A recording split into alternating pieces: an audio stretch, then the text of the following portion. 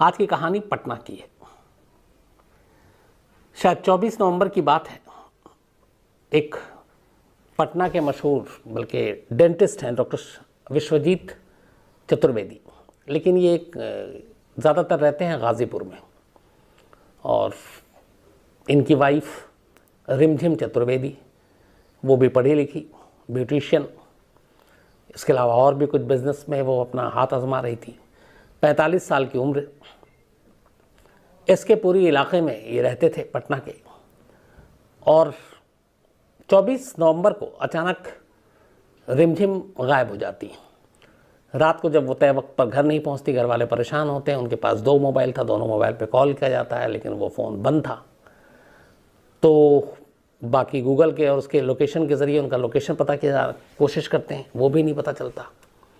रात बीत जाती है। अगले दिन सुबह घर वाले पुलिस में जाकर इसके पूरी पुलिस स्टेशन में रिपोर्ट लिखा देते हैं रिमझिम चतुर्वेदी की गुमशुदगी की।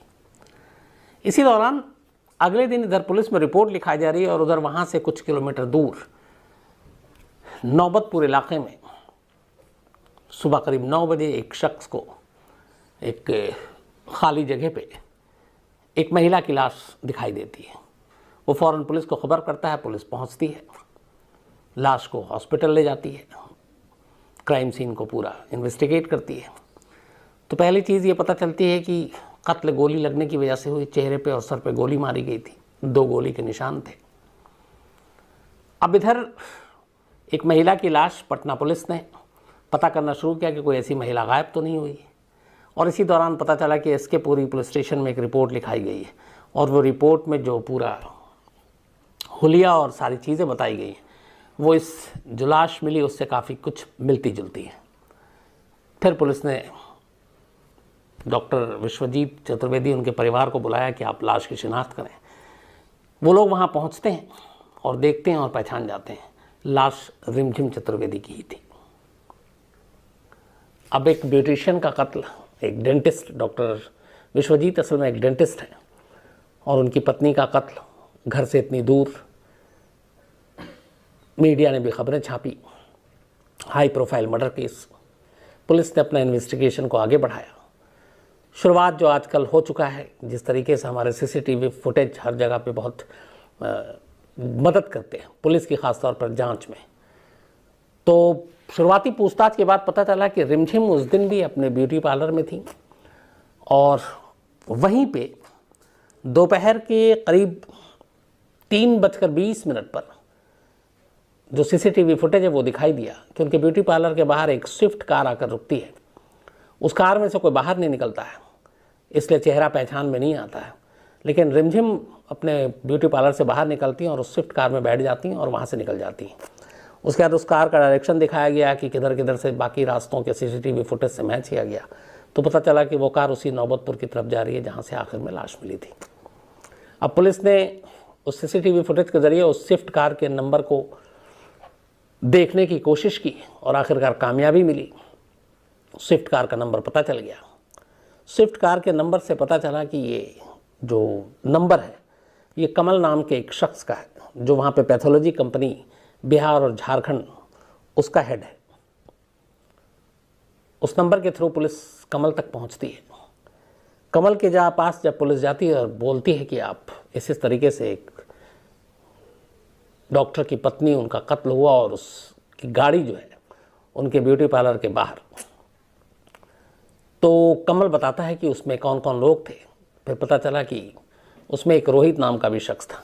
अब इधर पुलिस जब कमल का नाम पता चलता है तो उसका रिश्ता जो है वो रिमझिम के साथ तलाशने की कोशिश करती है कि क्या एक दूसरे को जानते हैं। पुलिस को पता चलता नहीं, कमल और रिमझिम एक दूसरे को बिल्कुल नहीं जानते, न कभी फ़ोन पे बातचीत की, न बाकी लोगों ने, जो ब्यूटी पार्लर की तमाम बाकी लड़कियां थीं या जो घर वाले थे, हर एक ने मना किया कि वो कमल को नहीं जानते। तो पुलिस के लिए बड़ा अजीब था कि जिस शख्स को कोई जानता नहीं है वो कार लेकर वहाँ क्यों गया। तो पुलिस उससे पूछताछ करती है, तभी पता चलता है कि अब कमल के दोस्तों और रिलेटिव को थोड़ा ज़ीरो इन किया जाता है। तो पता चलता है कमल का एक दोस्त है जिसका नाम रोहित है। रोहित रिमझिम को जानता है और रिमझिम से उसकी बहुत कई साल पुरानी जान पहचान है। अब पुलिस रोहित के कॉल डिटेल और बाकी सारी चीज़ों को चेक करती है। फिर कमल से पता चलता है कि उस कार में रोहित भी था। इत्तेफाक से रोहित पटना से बाहर गया हुआ था। पटना जब वो लौटता है पुलिस उसके ऊपर नज़र रखी हुई थी। जैसे ही पटना आता है पुलिस रोहित को उठा लेती है। इसके बाद उससे पूछताछ करती है। रोहित लगातार मना करता है कि वो इस बारे में कुछ नहीं जानता, लेकिन आखिरकार फिर वो टूट जाता है और पूरी कहानी सुनाता है।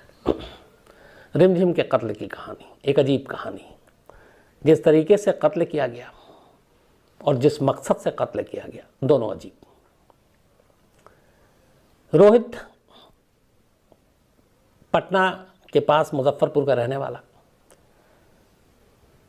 शुरुआत से ही थोड़ा सा वो परेशान रहता था। शुरू में लगता था कि उसे शायद कुछ ऐसे सिम्टम हैं कि वो बहुत जल्दी घबरा जाता है और डिप्रेशन का शिकार रहता है, लेकिन फिर भी उसकी अपनी ज़िंदगी ठीक ठाक चलती रही। उसने अच्छी खासी पढ़ाई की, बीएससी किया उसने केमिस्ट्री में। इसके बाद उसने नौकरी की।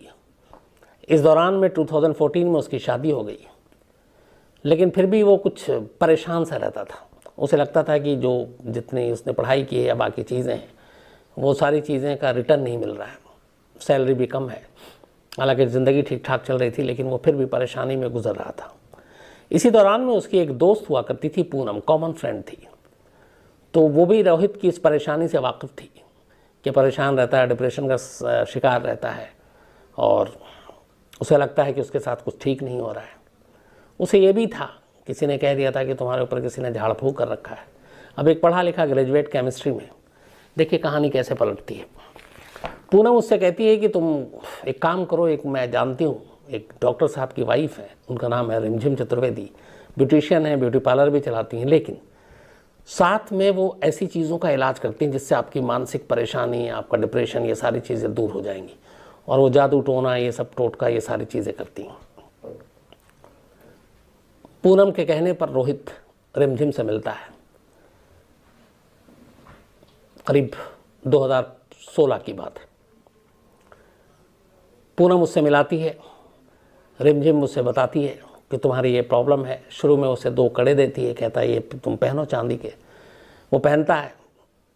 अब ये सारी दिमागी फितूर वहम था, उसे थोड़ा सा लगता है कि कुछ ठीक हो रहा है, लेकिन जो उसकी सैलरी थी, ईएमआई, उसने कार भी खरीदी थी, बाकी चीज़ों में निकल जाती थी। इधर लगातार अब उसका रिमझिम के आना जाना हो गया शुरू। उसे लगा कुछ फ़ायदा हो रहा है। इसी दौरान एक बार ऐसा हुआ कि रिमझिम ने उसे कहा कि तुम 4 नई कमीज़ खरीदो, 4 नए शर्ट, और कुछ भी अच्छा काम करने जाना तो उन्हीं में से कोई एक शर्ट पहन कर जाना, सब कुछ अच्छा होगा। इससे पहले उसने बहुत सारे और भी उपाय बताए थे, कुछ हुए कुछ नहीं हुए। अब रोहित ने रिमझिम के कहने पे 4 शर्ट खरीद लिए। इत्तेफाक से उसी दौरान में उसकी एक मीटिंग थी, बिजनेस मीटिंग। उसमें से एक नई शर्ट उसने निकाली और पहन ली और पहुंच गया मीटिंग में। मीटिंग में पहुंचा, इत्तेफाक से वो मीटिंग कामयाब भी हो गई। उससे उसको, उसकी कंपनी को फाइनेंशियल फ़ायदा भी हुआ। अब उसके दिमाग में ये बात घर कर गई कि जो रिमझिम है इसका जादू टोना टोटका सही चल रहा है। उसने कहा था कड़े पहनो, कुछ मेरे हालात बेहतर हुए। उसने कहा था 4 शर्ट लो नहीं, उसमें से एक अच्छे काम के लिए पहनो। बोला जिस शर्ट की वजह से मीटिंग कामयाब हो गई, मेरी बदकिस्मती जो है या मेरी मनहूसियत जो है वो दूर हो रही है। अब वो रिमझिम के ऊपर एक तरह से उसकी सारी बातों को मानने लगा। इधर रिमझिम का ये था कि उसके बारे में जो बाकी सारे लोगों ने बताया कि वो पढ़ी लिखी खुद थी, ब्यूटिशियन भी थी, एक डॉक्टर की वाइफ, लेकिन जादू टोना और ये अंधविश्वास, इन सारी चीज़ों को लेकर वो बहुत सारे लोग उसके क्लाइंट थे और उन्हें बताती थी कि वो जादू टोना करती है। कुछ लोग जो विटनेस है वो उन्होंने बताया कि वो रात के वक्त कब्रिस्तान और शमशान पहुंच जाती थी और कई बार उसने कब्रिस्तान में अपने कलाई के खून से कलाई को काटा खुद से और वहाँ अजीब तरह के तंत्र मंत्र किया करती थी। जब बॉडी मिली थी रिमझिम की तो पता चला कि उसकी कलाई पे कट के बहुत सारे निशान थे, यानी कि रोहित सही कह रहा था। तो ये सारी चीज़ें करती थी। अब 5 साल हो गए, धीरे धीरे वो सारी चीज़ें बता रही है, कभी काम कर जाए कभी नहीं कर जाए। लेकिन इधर रोहित की हालत ख़राब, क्योंकि हर चीज़ के लिए रिमझिम उससे पैसे मांगती थी कि हमें तंत्र मंत्र करना है, हमें पूजा पाठ करनी है, हमें तुम्हारे लिए ये लाना है, तुम्हारे लिए वो करना है। और वो उसको हज़ारों रुपये देता गया। इस दौरान 5 साल में लाखों रुपए उसने दे दिए। एक तो खुद परेशान, सैलरी कम, उम्मीद में कि सारे दिन फिर जाएंगे, ये झाड़ फूक से उसका सब कुछ बेहतर हो जाएगा, नसीब पलट जाएगा। वो रिमझिम के कहने पे चलता रहा, करता रहा, पैसे देते रहा, लेकिन उसकी ज़िंदगी नहीं बदली, उसकी तकदीर नहीं बदली। और उसके साथ कुछ वैसा नहीं हुआ जो एक चमत्कार की उम्मीद झूठी पाले बैठा था। अब इधर इधर रिमझिम जो है लगातार पैसे की फरमाइश ज़्यादा कर रही थी कि अब ठीक हो जाएगा, अब ठीक हो जाएगा, तुम्हारे लिए एक नया मुझे तंत्र मंत्र करना, नई पूजा पाठ। वो परेशान हो गया। अब रोहित रिमझिम से पीछा छुड़ाने लगा कि इससे किसी तरह हटो। ये बात रिमझिम को पता चली। वो अपने ऐसे सारे क्लाइंट जिनके ऊपर उसने अंधविश्वास और जादू टोना ये सारी चीज़ों का वो एक लबादा उड़ा रखा था, उसे लगा कि ऐसे ऐसे क्लाइंट भागने लगे तो फिर उसकी दुकानदारी चलेगी नहीं। उसने रोहित को फिर समझाया, फिर धमकाया भी। उसने कहा अगर तुम मुझसे ये गई तंत्र मंत्र छोड़कर तुम गए तो ये सारा जादू टोना तुम्हारे ऊपर कर दूंगा और तुम और तुम्हारा परिवार सब बर्बाद हो जाएगा। रोहित ने पुलिस को ये भी कहा कि उसने एक बयान दिया कि अभी हाल में उसके देवर की मौत हुई है। उसने कहा उस देवर ने भी उसकी बात नहीं मानी थी और इसीलिए उसकी मौत हो गई। रोहित डर गया, घबरा गया। उसे लगा कि अगर रिमझिम से हम पीछा छुड़ाते हैं तो क्या पता, क्योंकि अंधविश्वास तो उसके अंदर वैसे ही भर दिया था कि मुझे तो बर्बाद करेगी, मेरे परिवार को भी बर्बाद कर देगी जादू टोना और तंत्र मंत्र से। तो करे तो क्या करे।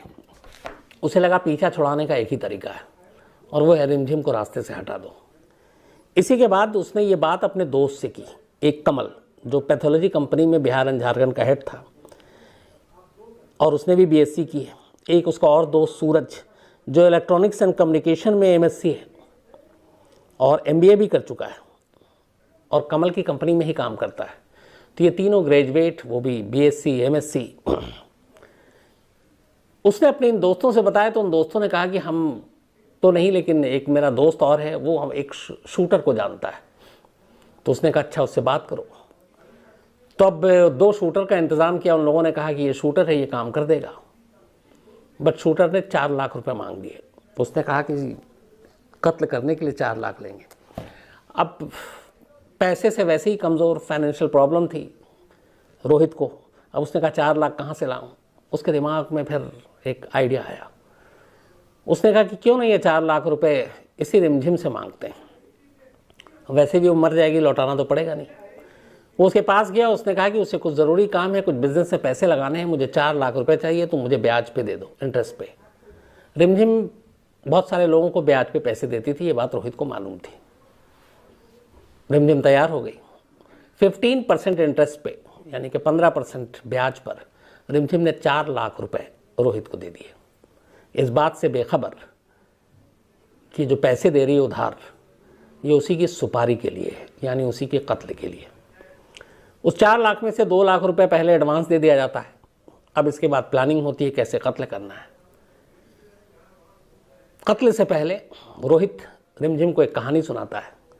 वो कहता है कि उसने पटना में एक एयरपोर्ट और एम्स जहाँ बन रहा है उसके आसपास एक नौबतपुर इलाके में एक ज़मीन खरीदी है और उसका डील कर रहा है, लेकिन हम चाहते हैं कि आप ज़मीन को देख के पहले पास करो। आपकी अपनी शक्ति है, तंत्र मंत्र है कि वो ज़मीन सही होगा कि नहीं होगा हमारे लिए, और वहाँ पे पूजा पाठ भी करानी है, तो आपको चलना पड़ेगा। रिमझिम इन चीज़ों के लिए तैयार हो गई। उसने कहा ठीक है चलेंगे। 24 नवंबर की दोपहर 3:20 पर कमल जो उसका दोस्त है, रोहित खुद गाड़ी में था, ये लोग आते हैं, अपने साथ ले जाते हैं रिमझिम को ले जाकर नौबतपुर में उस ज़मीन का खाली टुकड़ा दिखाते हैं और कहते हैं यही हमारी ज़मीन है, और वो उनकी थी नहीं। वहाँ पे कहते हैं कि जो रिमझिम थी वो बाकायदा उस वहाँ पे अपने तंत्र मंत्र पढ़ना शुरू करती है, ज़मीन का पूजा करती है, यहाँ की उस तक की मट्टी ज़मीन के उठा के चखती है और फिर कहती है ज़मीन बिल्कुल सही है, तुम्हारे लिए फ़ायदे का सौदा है। ये सब कुछ करने के बाद ये लोग गाड़ी की तरफ लौटते हैं। शाम हो चुकी थी, अंधेरा होने वाला था, बल्कि हो ही गया था। तब तक जो शूटर था वो उसी गाड़ी के पास, उन्हें पहले से पता था कि कहाँ पे मिलना है, वो वहीं खड़ा हुआ था। सन्नाटा था। अचानक वो दोनों आता है और फायर कर देता है। पहली गोली मिसफायर हो जाती है। जब मिसफायर हो गई तो फिर उन लोगों ने रिमझिम को चूँकि रिवॉल्वर निकाल लिया था, उसने देख लिया, वो घबरा गई, भागना चाहती थी। तब तक बाकी ने पकड़ लिया, पकड़ के उसे ज़मीन पर गिराया और फिर दोबारा फायर किया गया। इसके बाद 2 गोली बेहद करीब से उसके सर पे और चेहरे पे मारी गई। सर का कुछ हिस्सा भी और चेहरे का कुछ हिस्सा भी एक तरह से ख़राब हो गया। कत्ल करने के बाद वहीं उन्होंने लाश छोड़ी और सब अपने अपने घर को निकल गए। लेकिन सीसीटीवी फुटेज से वो स्विफ्ट कार पुलिस की नज़र में आई, उसके ज़रिए कमल आया, फिर रोहित आया, फिर तमाम तरह इस होते होते ये कहानी खुली। तो आखिरकार इस केस को पुलिस ने सॉल्व कर लिया, पटना पुलिस ने। लेकिन इस कहानी में जो मैंने आपसे कहा था, दो चीज़ें, एक मोटिव, हर कत्ल के पीछे एक मकसद होता है, और कत्ल का तरीका, दोनों इसलिए डिफरेंट अजीब था कि एक पढ़ा लिखा शख्स जो बीएससी केमिस्ट्री, वो भी अंधविश्वास में जी रहा था, अपने तकदीर और उसको संवारने के लिए तंत्र मंत्र का सहारा ले रहा था। जबकि कहते हैं कि इंसान अगर मेहनत करे और उसी पे यकीन करे तो सब कुछ हो सकता है।